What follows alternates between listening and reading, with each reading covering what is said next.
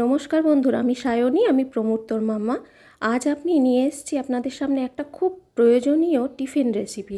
আমরা যারা ওয়ার্কিং তাদের রোজ সকালবেলা ঘুম থেকে উঠেই চিন্তা করতে হয় যে ছেলেকে কি টিফিন দেবো, ছেলেকে রেডি করে পাঠাবো, তারপর ওর পাপাকে কি টিফিন দেবো এবং নিজে কি টিফিন নিয়ে যাব এবং বাড়ির সকলে সকালে কি খাবে সেই চিন্তাটা থাকে। তো তার থেকেই এই আলুর পরোটা রেসিপিটা এমনই একটা রেসিপি যেখানে তরকারি ছাড়া শুধুমাত্র সস স্যালাড দিয়ে এটা খাওয়া যায়।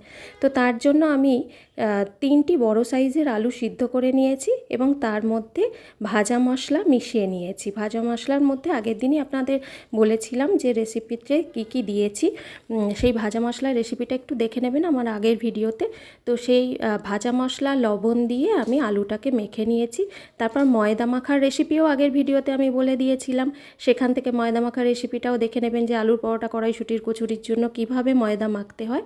তো এবার আমি একটু বড় সাইজের লেচি তৈরি করে নিয়ে তার মধ্যে অনেকটা করে পুর ভরবো এবং পুরটা ভরার সময় লেচি বড় না হলে কিন্তু খুব ফেটে বেরিয়ে যায়। এমনিতেই আলুর পরোটা বেলার সময় ফেটে বেরোয়, কিন্তু পুর ভরার পদ্ধতিটাও আমি আগের দিন বলে দিয়েছিলাম আপনাদের।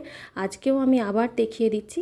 মুঠি করে নিতে হবে, মাথার দিকে চুল বাঁধার মতো করে মুঠি করে নিতে হবে। নিয়ে তারপর দেখুন কি সুন্দর পাকিয়ে নিয়েছি। এটা আমি আমার মার থেকে শিখেছিলাম।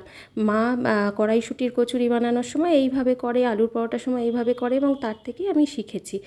আর দেখুন আমি আস্তে আস্তে করে বেলছি, তাও সাইড দিয়ে ফেটে বেরিয়ে যায় এটা, কিন্তু তাতেও অসুবিধা কিছু হয় না। যেহেতু প্রচুর পরিমাণে আলু থাকে তাই টেস্টটাও খুব ভালো হয় এবং এটা বিকেল অবধি বেলা অবধি থাকলেও কোনো অসুবিধা হয় না, খুব নরম তুলতুলে হয়। দেখুন আমি ভেজে নিয়েছি এবং এটা ছেলে খেতে ভালোবাসে, আমাদের বাড়ির সবাই খেতে ভালোবাসে। টিফিনে আমরা নিয়ে যাই এবং টিফিনে নিয়ে গেলে ওই যে বললাম কোনো ঝামেলা ছাড়াই সহজে এটা খেয়ে নেওয়া যায়।